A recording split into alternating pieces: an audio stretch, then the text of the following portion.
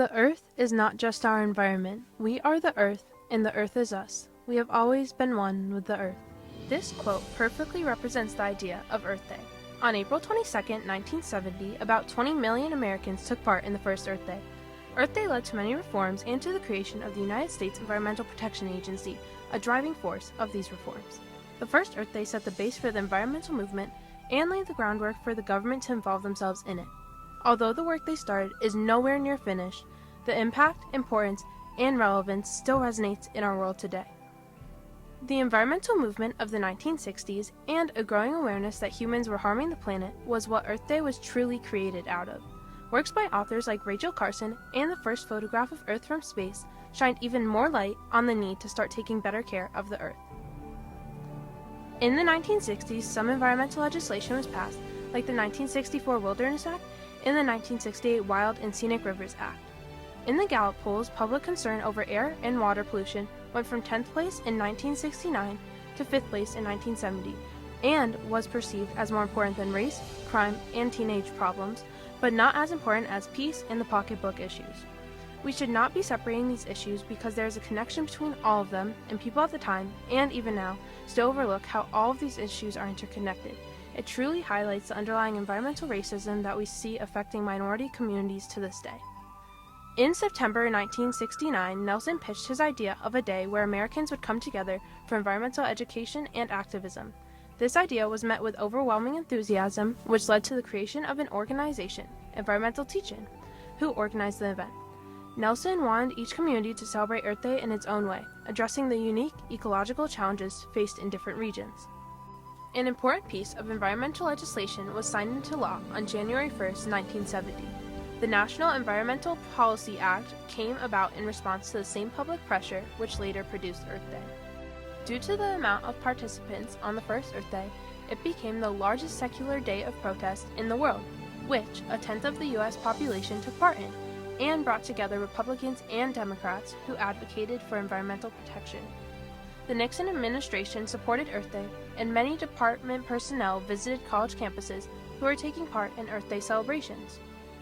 Throughout the U.S., there are many diverse events. Some areas held events like rec-ins, rock concerts, bike-ins, plant-ins, cleanup campaigns, and more. Student groups in 2,000 colleges and citizen groups in 2,000 communities took part in the first Earth Day. Now, let's take a closer look at a specific college and person who participated. Joyce Diagnan was a junior at Nazareth College in Rochester, New York, when the first Earth Day celebration occurred. She was the student body president.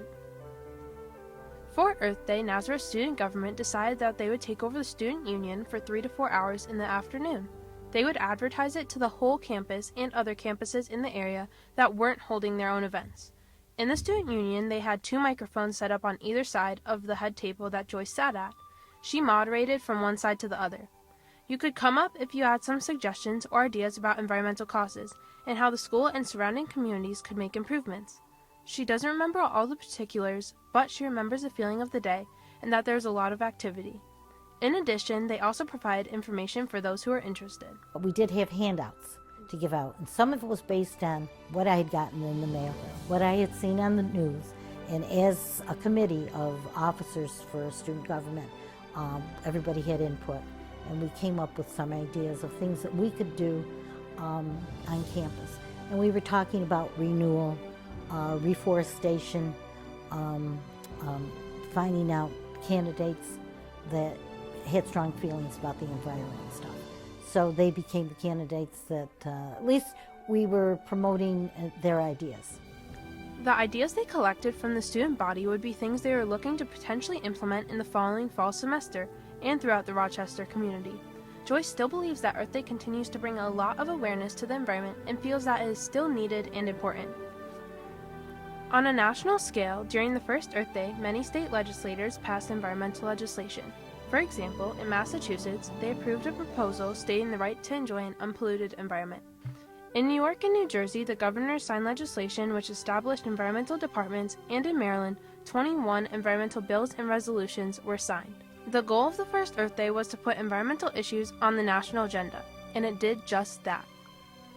Before the 1970s, the environmental movement was largely focused on conserving natural areas and protecting wildlife.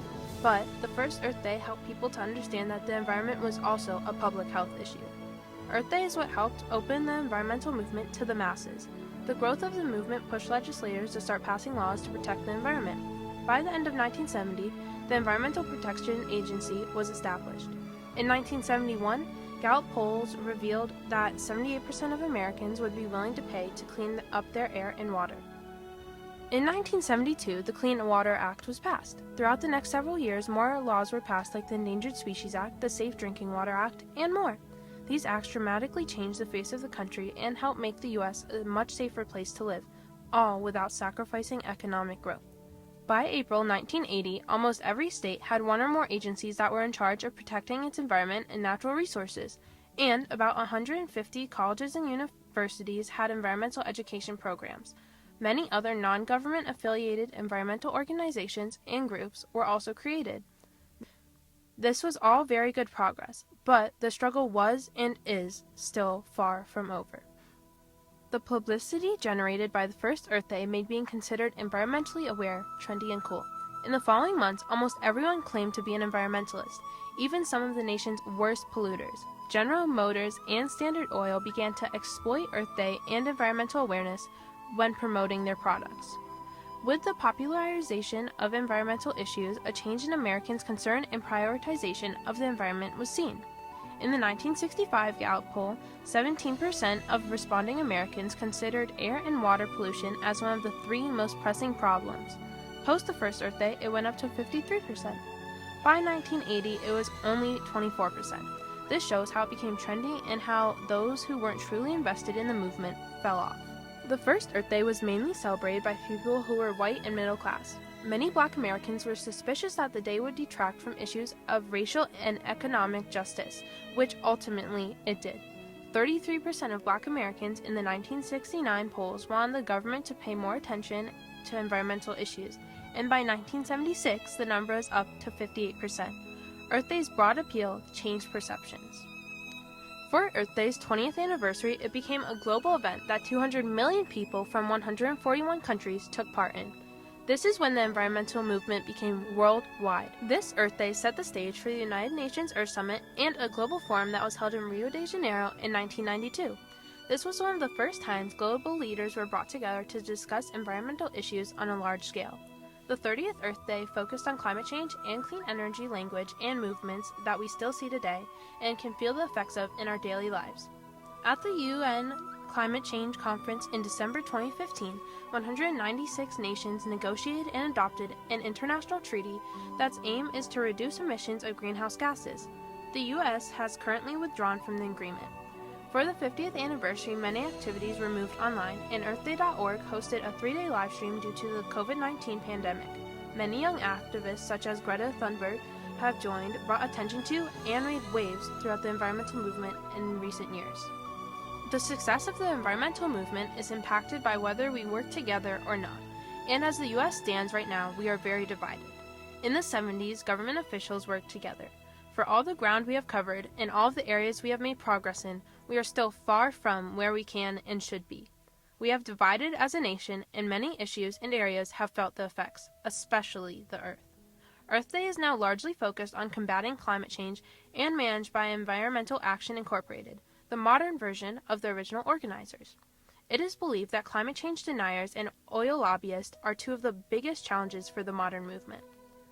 Due to the effects of climate change, the UN published a report in 2022 urging immediate action to slow the effects of climate change, warning of severe health consequences and worsening social inequities.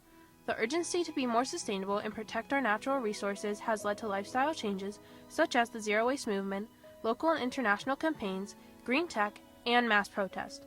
The original Earth Day showed how widespread awareness can result in real political change, and today it is easy to lose sight of that. Currently, Earth Day allows more of a spotlight on climate issues, but is also overtaken by corporate greenwashing and the oversimplification of the climate story. Earth Day's impact is still felt to this day, and this year will mark the 56th Earth Day celebration. It is a reminder of the work that has yet to be done, and that covers and includes a wide variety of issues. As former Senator Gaylord Nelson once said, in the 1970s, a sufficiently large and dispersed group of people recognized the fragility and finite nature of the Earth's ecosystems, understood that everything is connected to everything else, and accepted the responsibility not only to set straight the mistakes of the past, but to avoid repeating them in the future. So long as the human species inhabits the Earth, proper management of its resources will be the most fundamental issue we face. Our very survival will depend upon whether or not we are able to preserve, protect, and defend the environment. We are not free to decide about whether or not our environment matters. It does matter, apart from any political exigencies. We disregard the needs of our ecosystem at our mortal peril. This was the great lesson of Earth Day. It must never be forgotten.